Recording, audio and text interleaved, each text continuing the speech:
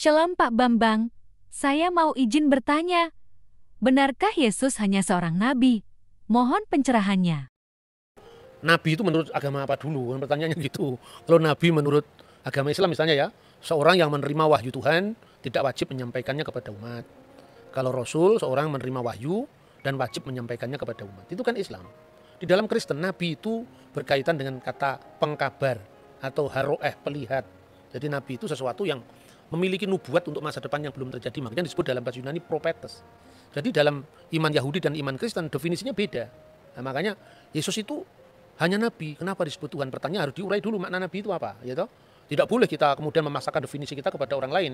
Nah, ketika saudara muslim mengatakan bahwa Isa itu Rasulullah, Musa itu Rasulullah, tiba-tiba lihat Paulus Rasul, ini Rasul palsu ini. Istilahnya sama tapi pemaknaannya beda. Dalam ajaran Yahudi dan Kristen itu Musa tidak pernah disebut Rasul, tetapi Nabi. Gitu. Abraham disebut Nabi, tetapi tidak pernah disebut Rasul. Rasul itu bahasa Ibrani saliyah, bahasa Aramnya salih, artinya utusan, kongregasi. Dan Yesus disebut Rasul juga dalam Ibrani pasal 3 ayat 1, tapi maknanya Rasul di situ adalah utusan Tuhan dalam sakramen penebusan dosa. Seperti imam besar dulu adalah utusan Tuhan yang mewakili 12 suku Israel. Diasisteni oleh 70 tua-tua kan itu kan. Maka pola ini proses diteruskan oleh perjanjian baru. Yesus adalah imam besar perjanjian baru, makanya dia disebut rasul, mewakili 12 suku, sekarang dirohanikan. 12 suku itu sekarang adalah gereja, ya. 70 murid, tapi bilangannya tetap sama, ada imam besar, ada 12 murid, ada 70 murid. Itu kan gambaran Yudaisme tentang imam besar yang menjadi utusan mewakili 12 suku, biasanya imam Lewi kan. Kemudian ada 70 tua-tua, ya, itu yang tercatat di sana. Itu jadi Yesus itu nabi juga. Tapi nabi dalam makna yang berbeda dengan nabi Islam gitu loh. Dan nabi tidak dipertentangkan dengan ketuhanannya. Karena jabatan imam besar itu ada jabatan Mesias atau sang Mesias itu imam, nabi, raja. Ini. Jadi Mesias itu raja, Mesias itu nabi, Mesias itu imam, itu dalam iman kita. Kalau soal Tuhan, kita kalau menyanyi di gereja-gereja karismatik, gereja-gereja Pentakosta itu kan Yesus Tuhan dan Allah kami itu kan. Jadi dalam hal ini Yesus adalah God sekaligus Lord. Saksi Yehova percaya Yesus itu Lord. Tuhan, tapi nggak percaya Yesus itu God. Karena apa? Dia masih rancu dalam memahami Yohanes pasal 1, ayat 1. Jadi Yesus disebut Allah itu bukan kemanusiaannya itu adalah Allah, tidak. Tapi praeksistensi. Sebelum firman menjadi daging, firman itu sudah ada dan firman itu adalah Allah. Jadi dalam wujud ilahinya, dalam kodrat ilahinya firman itu adalah Allah. Kemanusiaannya tentu baru ada telah dilahirkan Bunda Maria kan. Nah dalam tugas kemesiasannya itu, maka Yesus disebut Tuhan. Tuhan itu Lord. Dari mana teksnya? Kalau kita membaca misalnya di dalam Injil Markus ya, pasal 12 ayat 29 dan seterusnya, itu jelas ketika Yesus ditanya hukum apa yang paling utama dari segala hukum yang ada. Misvah Harishona. Itu yang pertama, Shema Yisrael Adonai Elohenu Adonai Echad. Shema Yisrael Adonai Elohenu Adonai Echad. Dengarkanlah wahai Israel, Tuhan Allah kita, Tuhan itu esa. Itu yang menunjuk kepada Godhead, keilahian, divine of Jesus Christ. Tapi kalau kita membaca ayat-ayat selanjutnya misalnya di dalam pasal 12 mulai dari ayat 30 berapa ini? 37 38 ya. Pada suatu kali ketika Yesus mengajar di Bait Allah, ia berkata, bagaimana ahli-ahli Taurat dapat mengatakan bahwa Mesias adalah anak Daud? Daud sendiri oleh pimpinan Roh Kudus berkata, Tuhan telah berfirman kepada Tuanku, duduklah di sebelah kananku sampai musuh-musuhmu kutaruh di bawah kakimu. Daud sendiri menyebut dia tuannya. Bagaimana mungkin ia anaknya pula? Orang yang besar jumlahnya mendengarkan dia dengan penuh minat. Jadi Yesus itu anak Daud, betul, secara daging. Makanya Injil Matius diawali dari inilah silsilah Yesus Kristus, the book generation, ya, Sefer Toledot Yesua HaMasiah. Buku generasi, buku silsilah Yesus Kristus ben David, anaknya Daud ben Abraham. Jadi secara daging dia anaknya Daud karena dia keturunan Daud. Itulah yang merujuk pada kemanusiaan Yesus Kristus. Makanya orang banyak itu kan kaget. Loh katanya di Mazmur kan dikatakan dia adalah Tuan, Adoni, Tuanku. Bagaimana dia disebut tuannya Daud sekaligus anaknya Daud? Coba kita baca Mazmur ya Tehillim 110 kita baca di sana. Ayat 1 dulu, ayat 1 dulu. Mazmur Mesianik. Ya, Mazmur Mesianik betul. Le David Mismor, Neum Adonai Ladoni, Sef Lemini Ad Asid Oyefeha, Hadom Relak Leha, menjadi tumpuan kakimu. Jadi kalau di sini diterjemahkan secara bebas begini, Mazmur Daud.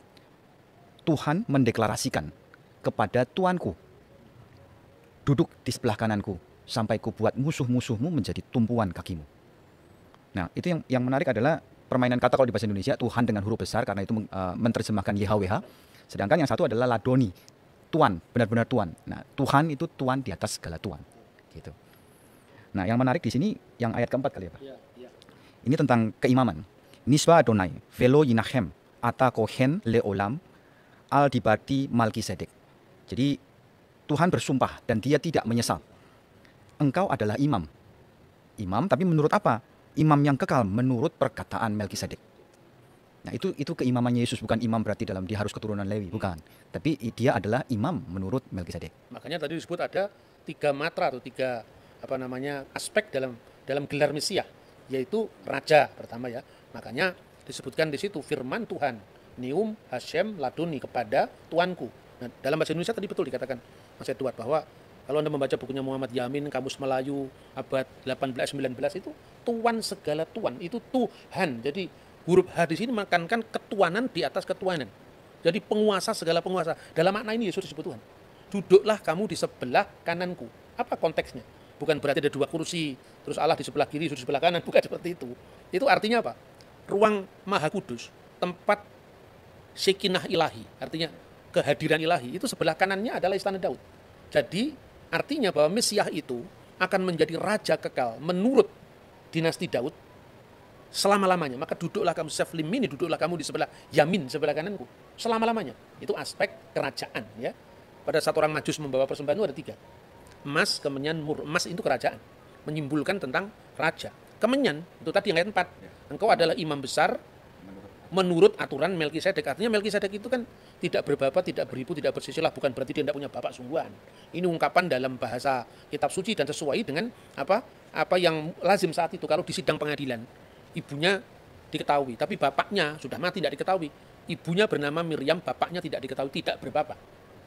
Ya, apater. Bukan artinya dia lahir dari batu, bukan seperti itu. Itu konteksnya ungkapan-ungkapan seperti ini kalau orang awam kan sulit ya. Makanya kalau tidak paham membaca Alkitab dalam bahasa bahasa terjemahan letterlock seperti yang misalnya terjemahan baru, silakan membaca Alkitab bahasa Indonesia masa kini, yaitu namanya terjemahan dynamic equivalent translation. Jadi diterjemahkan sesuai dengan maknanya, bukan bentuk bahasanya. Itu menarik. Jadi yang pertama raja, yang kedua imam, lambangnya adalah kemenyan, dan mur itu lambang penderitaan. Sekaligus juga bahan wangi-wangian kan mur itu. Jadi maka ketika Yesus itu diminyaki dengan minyak wangi dan mur, itu melambangkan via dulurusannya. Maka imam, nabi, raja. Nabi ini merujuk pada figur hamba Tuhan yang menderita yang dinubuatkan di dalam Yesaya pasal 53, Mazmur pasal 20 17. Jadi artinya kita tidak boleh menilai agama orang itu dari sudut pandang kita, tidak akan pernah bisa ketemu. Ini kan musimnya debat sekarang ya. Kalau musim durian itu lebih enak. Habis makan durian, makan manggis. Kalau musim debat begini orang menang-menangan, tidak tahu metodenya bagaimana berbicara tentang agama lain ya. Kalau nanti nggak cocok terus merasa kalah, pembunuhan karakter, nyerang pribadi, itu bukan Indonesia itu. Indonesia tidak seperti itu.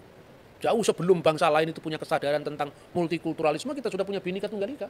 Jadi kira-kira seperti Oke Pak Bambang, penjelasan Anda sangat mencerahkan dan menguatkan iman kami. Terima kasih, Tuhan Yesus memberkati.